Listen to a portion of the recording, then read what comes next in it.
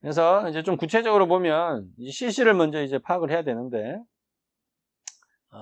이제 제일 황당한 게 이런 거죠.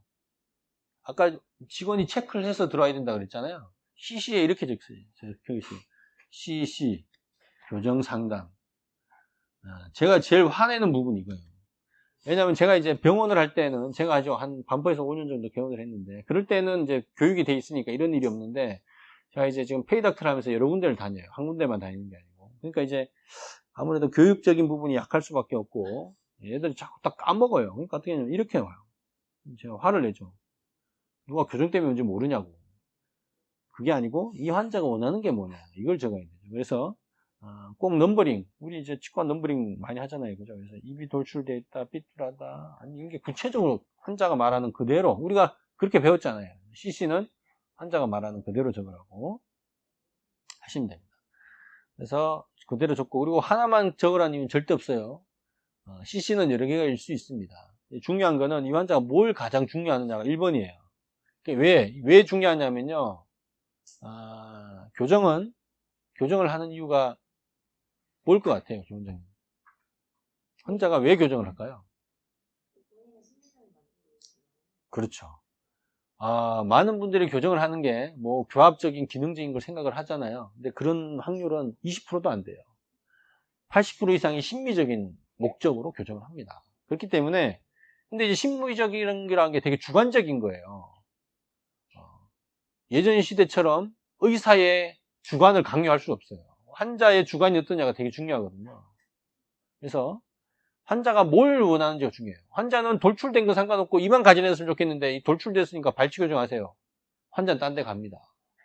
왜? 딴 데 가면 발치 안 하고 이만 가지런하게 해주니까 거기다 사죠. 시대가 달라요. 그래서 환자가 원하는 걸 해야 되고, 안 그러면 나중에 교정 끝나놓고도 좋은 소리 못 들어요. 교정 끝나고 나서 또 환자랑 싸우게 됩니다. 환자는 내가 이게 원한 게 아닌데 이게 뭐냐.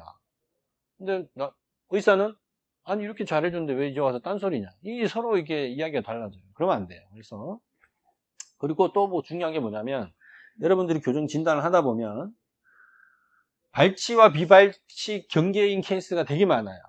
그게 되게 어려운 케이스거든요. 진단하기가 가장 어려운 건데, 거기서 그럼 뭘 선택할 것이냐, 여러 가지가 개입이 되겠지만 가장 중요한 게 환자의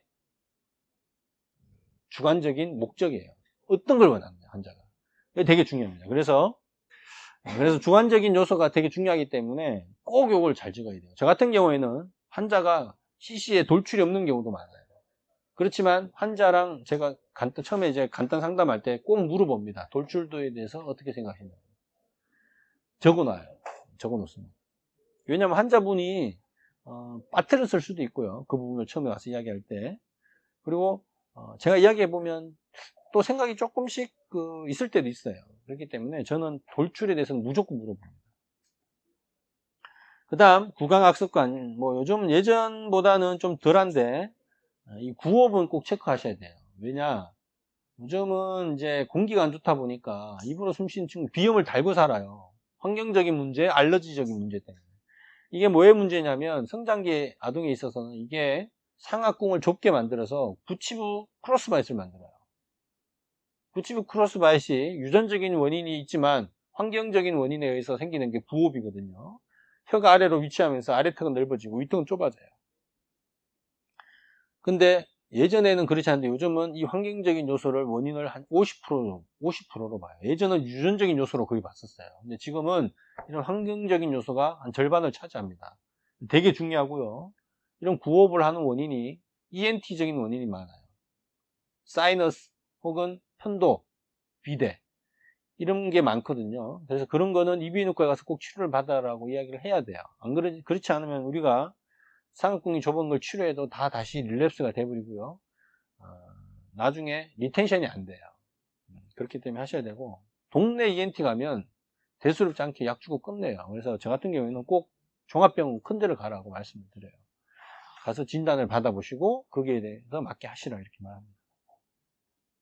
그 다음 이제 TMD 같은 경우에는 이제 우리가 기본적인 구강내과에서 여러분들 이제 배우셨을 거예요. 팔페이션 배우는 거. 그걸 하시면 돼요. 사운드라든가 페인. 저 같은 경우에 이제 아까 말씀드렸듯이 팔페이션 촉진을 다 합니다. 그래서 이제 하고요. 일단 기본적인 뭐 증상 소리라든가 이런 거는 앞 데스크에서 차팅이나 이렇게 원장님한테 노티가 들어오겠죠. 그 외에도 저는 이제 기본적으로 이렇게 써요. 차팅 같은 경우 이제 얼굴 이렇게 그려가지고요. 여기 이제 플러스 마이너스 이런 식으로 다 씁니다. 이런 식으로 이렇게 다 써요. 여기 이제